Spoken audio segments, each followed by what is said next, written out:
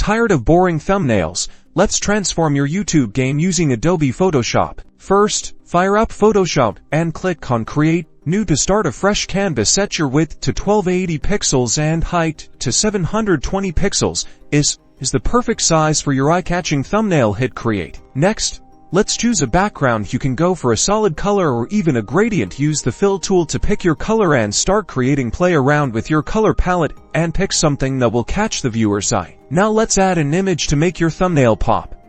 You can add a photo of yourself, a graphic, or whatever represents your video, and choosing an image and using the selection tool to isolate my subject from the rest of the background. Once selected, drag this into our canvas. Next, adjust the size using the transform tool and position it where you want it.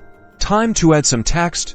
Click on the text tool and type in a title for your video. Make sure it's clear, concise, and enticing. Now, let's customize the font, size, and color of your text. Experiment with different fonts until you find one that fits your video style, and select the perfect sizing and color. This is all about branding. Take it further. Use effects like strokes, drop shadows, or glows to make your text stand out even more. These small details make a big difference in grabbing attention. Finally, save your thumbnail as a high-quality JPEG file. Congratulations!